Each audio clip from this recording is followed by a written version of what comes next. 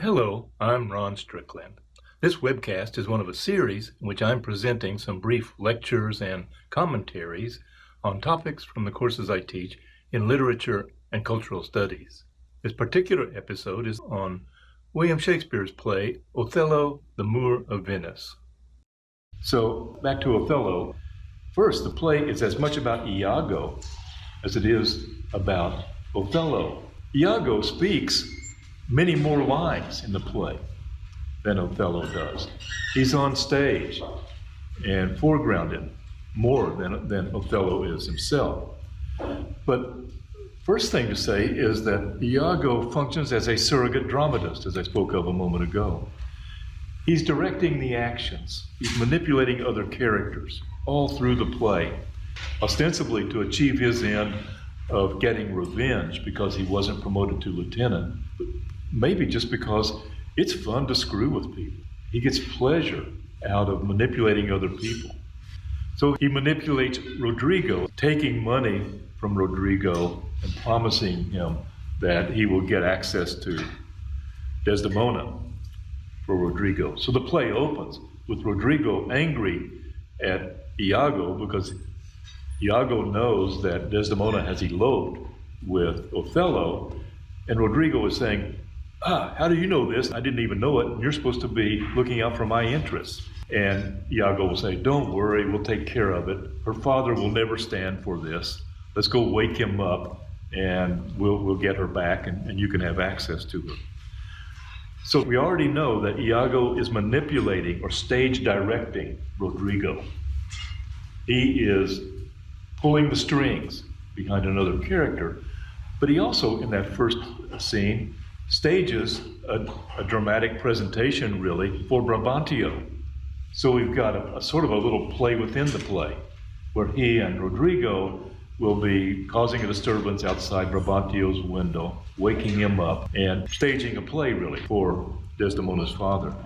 Well, Act 1, Scene 3, then, Brabantio tries to stage a scene. Brabantio comes to the council where Othello has been summoned in order to lead the military excursion, and Brabantio interrupts the proceedings and says, please forgive me, Your Excellency, oh, my daughter, something terrible has happened. The Duke says, what is it? Well, she's been stolen. The Duke says, well, whoever has stolen your daughter will pay the price. Who was it? And Brabantio says, well, there he is. Othello has done this. He has constructed a scene in which he's trying to take control of the action, and he wants Othello to be arrested. He's accusing him, but things spin out of control because, unlike Iago, Brabantio doesn't have control of all the characters. When Desdemona is called in, instead of delivering her lines as Brabantio expects her to deliver them, and saying, oh, I must have been beguiled, instead she says, well, yes, I love Othello and I'm married to him, and I'm sorry, Father, that's the way it is. So it spins out of control, and we have immediately this contrast between Iago's successful stage management as a kind of a surrogate director and Brabantio's unsuccessful attempt to do something like the same thing. And at the end of that scene, then, only Iago and Rodrigo are left on stage. That's Act 1, Scene 3. And Rodrigo is despondent after hearing Desdemona proclaim her love for Othello.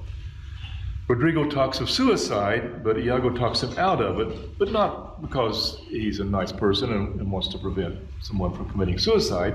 He wants to keep Rodrigo alive because he wants to keep getting money from Rodrigo.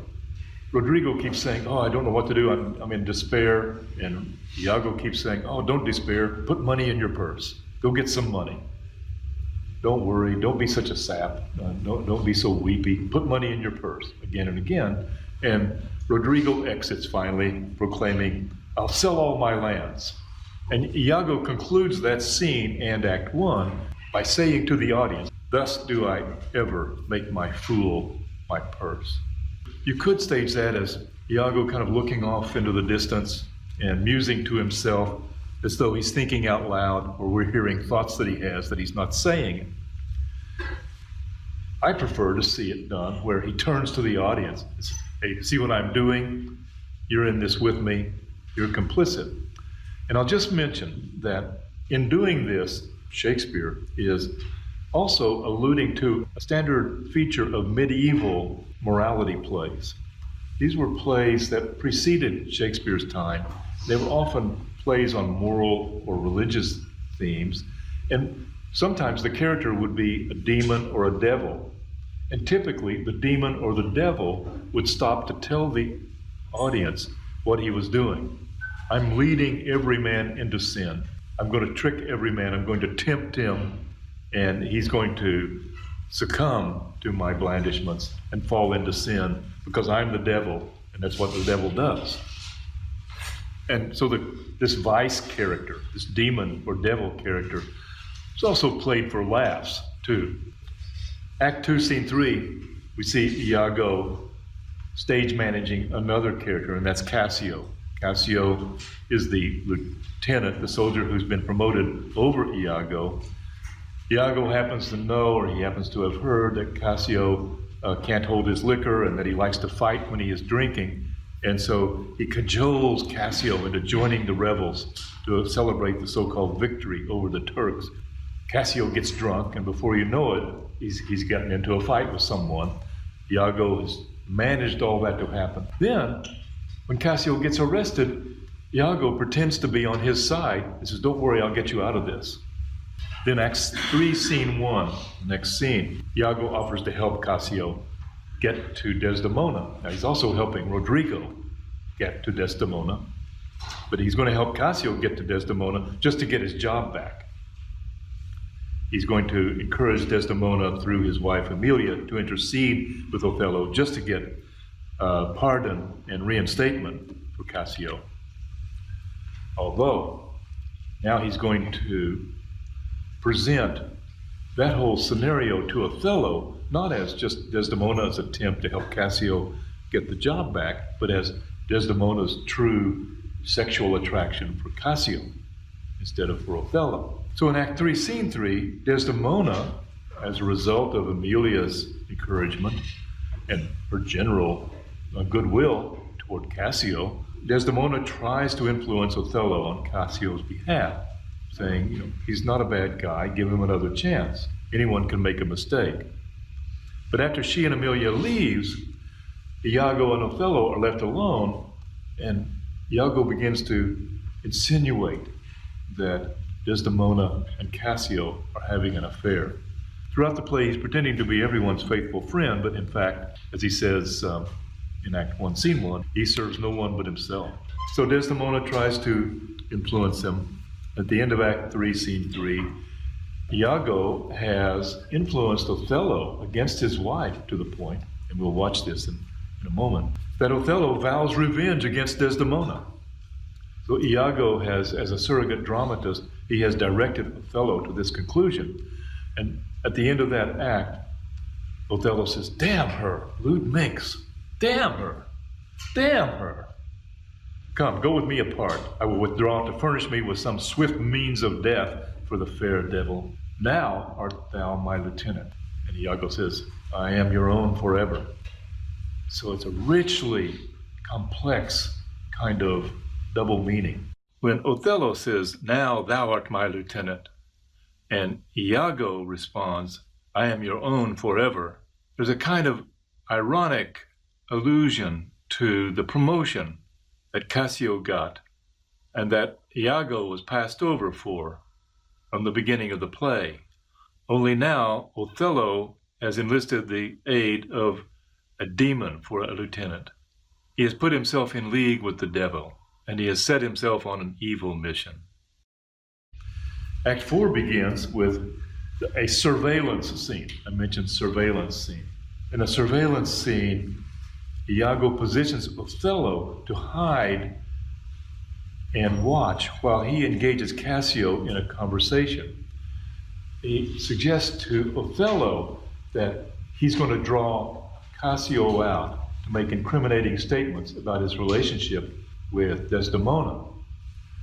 Instead, he positions Othello far enough away that he can't hear exactly what they're talking about. And he goes to Cassio and starts joking around with him about having sex with Bianca, the prostitute, the courtesan. Othello is far enough away that all he sees is Iago and Cassio joking about having sex with a woman. He doesn't know that they're joking about Cassio and Bianca. He thinks they're talking about Cassio and Desdemona. After that, in the next scene, Othello accuses Desdemona of unfaithfulness vaguely. He doesn't get very specific about it, and she has no idea what he's talking about. There's a metadramatic element to that as well, insofar as the metadramatic criticism is concerned with the problems of communication and interpretation, with really understanding what someone is saying to you when they're saying it, and communicating that, of course, on stage.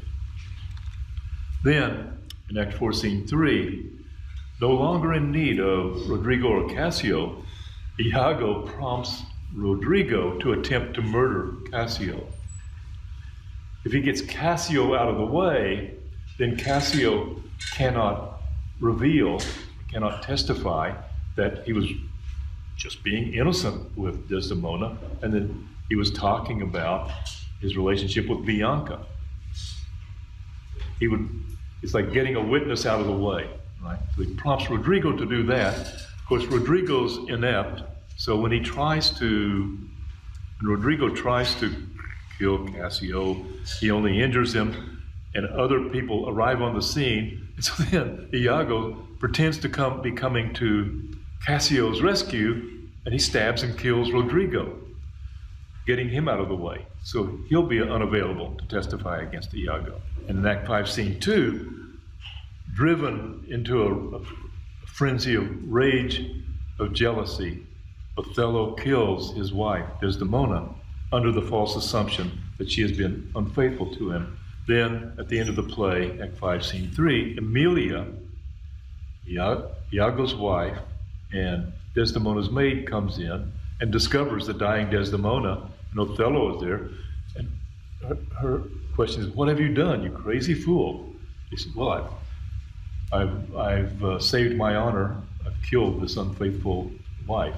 And Emilia realizes what has happened because she's been in the center of it. She stole the handkerchief and gave it to Iago, that was used as evidence by Iago to prove to Othello that his wife had been unfaithful. And she unravels the plot, and Othello faces death in grief and maybe evoking pity, but looking also rather foolish. All the way through, then, and I'm repeating some of what I said earlier about the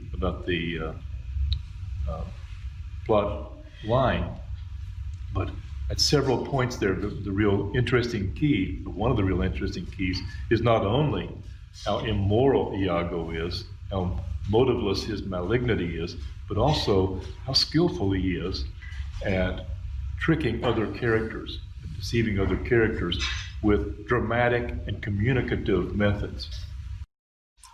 On that note, I'll conclude this webcast. But, as always, if you have questions or comments, send me an email.